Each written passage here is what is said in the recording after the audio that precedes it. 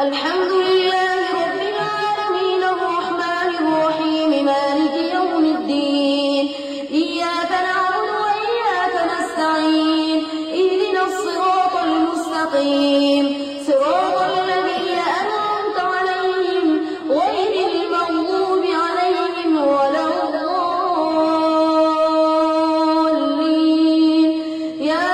أيها الذين آمنوا لا تقولوا راعنا وقولوا انظرنا واسمعوا وللكافرين عذاب أليم ما يود الذين كفروا من أهل الكتاب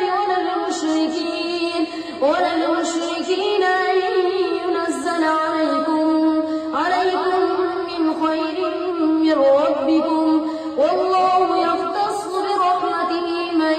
يشاء والله ذو الفضل العظيم ما ننسخ من آية أو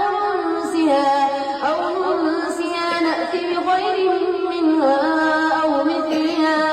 ألم تعلم أن الله على كل شيء قدير ألم تعلم أن الله له ملك السماوات والأرض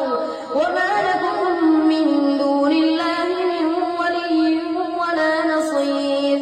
أم تريدون أن تسألوا رسولكم كما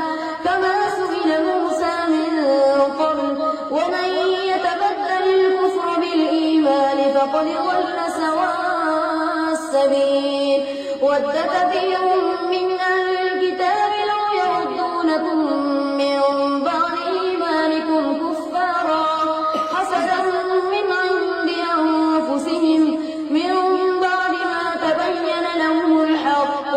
فاعفوا واصفحوا حتى يأتي الله بأمره إن الله على كل شيء قدير وأقيموا الصلاة وآتوا الزكاة وما تقدموا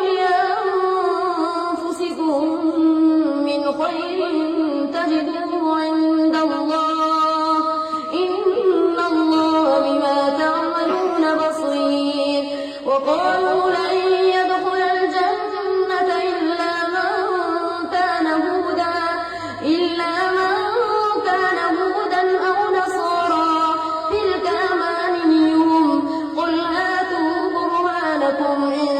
كنتم صادقين بلى من أسلم وجهه لله وهو محسن فله وجهه عند ربه ولا خوف عليهم ولا هم يحزنون